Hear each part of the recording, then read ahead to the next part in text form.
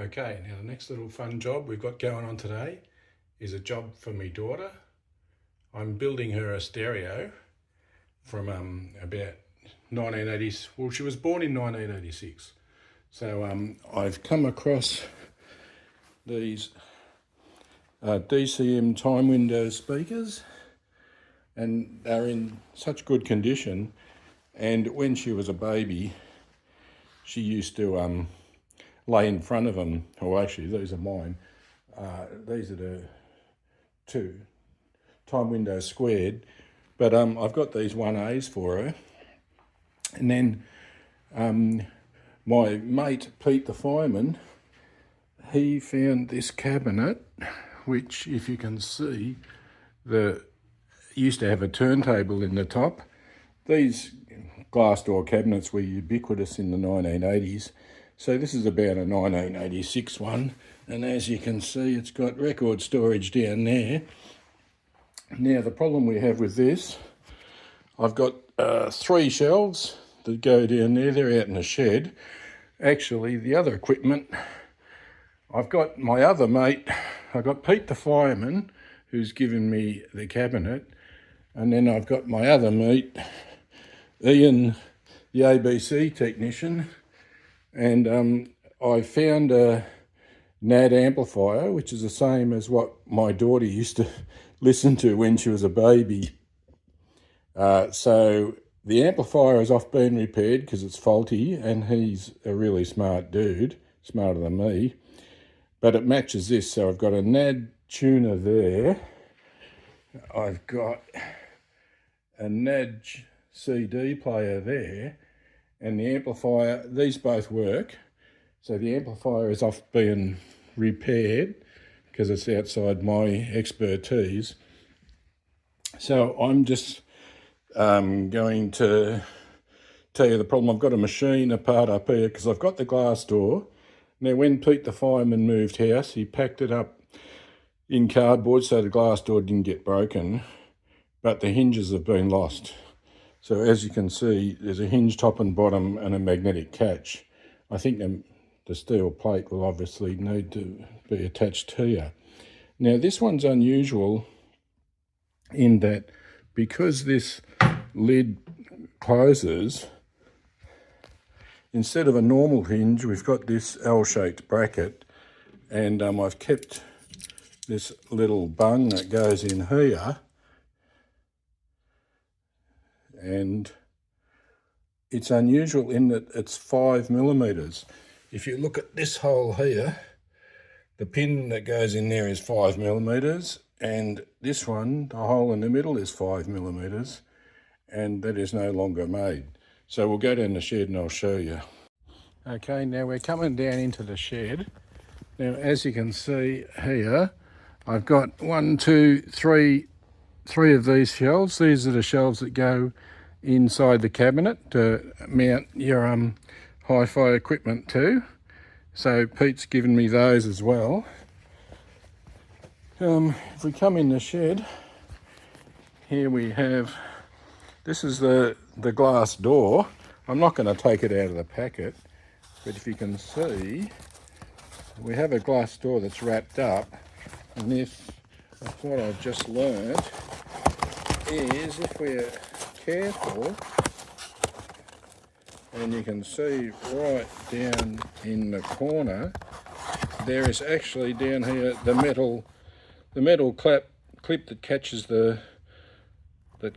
the magnet is still there. So that's attached, but the hinges are gone. But I thought there'd be a little handle because I don't see how you can open the door. So you must have to lift up the lid where the record changer goes, and you must have to lift up the lid to open the glass door, which seems like a nuisance. Maybe we can glue on a little handle or something. I'm not sure about that. And just to show you what I've got here is, I'll have to put my glasses on. Now, this is the component that is the top hinge, and it's also a rubber bumper or a plastic bumper for the glass door. Now, I tried I got this 5mm pin punch, which is actually dead on 5mm, and it fits neatly in there. Now, I bought this pair of hinges from eBay for not much money. It's a piece of Chinesium. And it comes with stainless steel brackets, as you'd imagine. Now, this is a 6mm shaft, and it comes with some little PVC packers to put between the glass and a couple of these. You drill an 8mm hole and they've got a 6mm bore in them, but they are metal, not plastic. But I'm not going to use them because you can't buy these anymore with a 5mm shaft. So I thought that was a real problem. So my solution for Michelle is, if I go down here, is I come down to my lathe,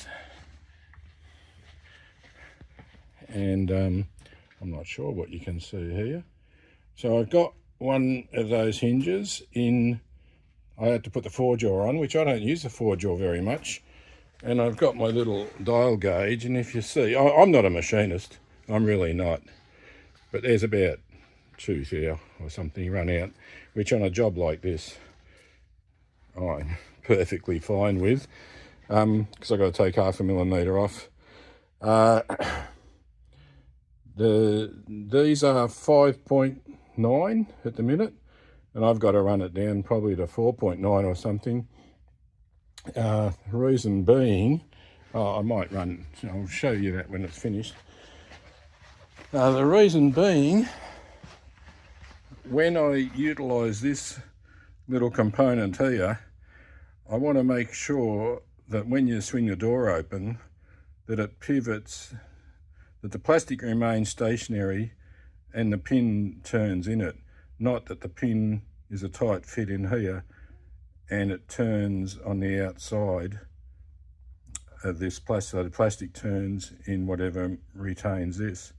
So I don't want it to be too tight.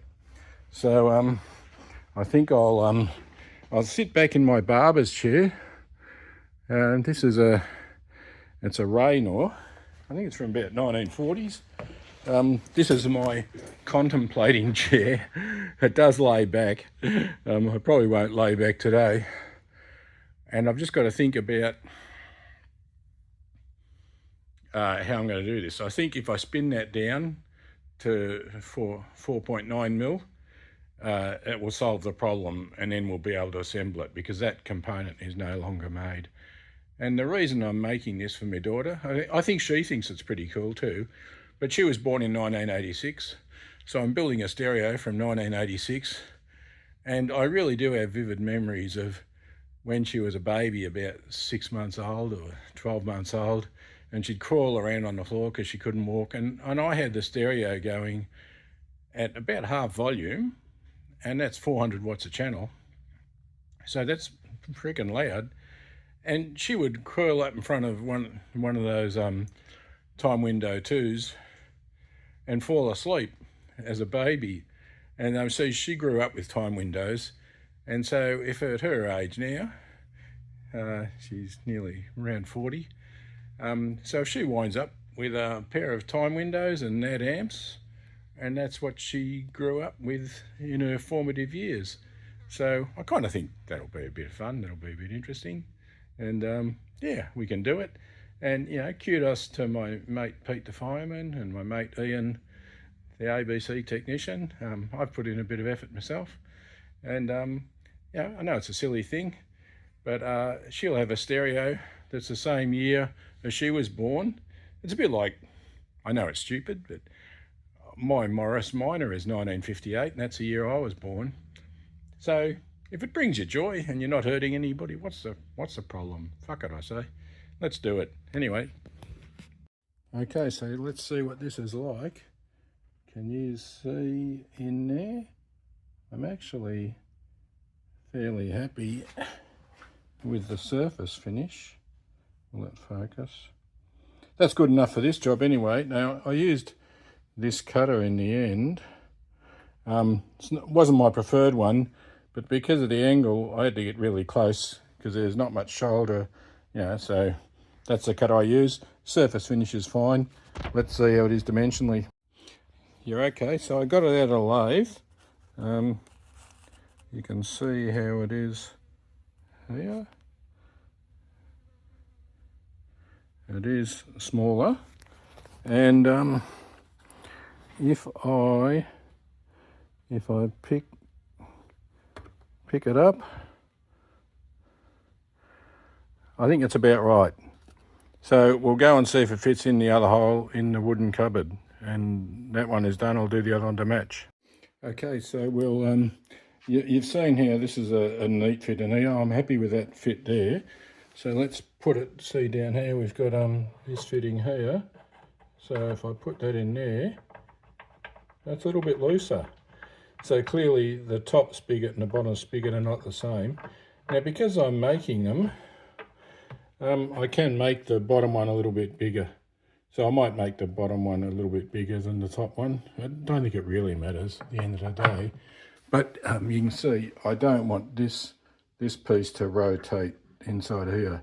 I want the plastic piece to be stationary when you open and close the door.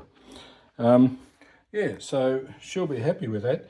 She won't realise the amount of work that's gone in, because she'll just say, oh, Dad bought this thing on eBay for a few dollars and stuck it in my cabinet. But the amount of work that's gone into it, especially if I've got to make two different sizes. But that's all the joys of being a parent. So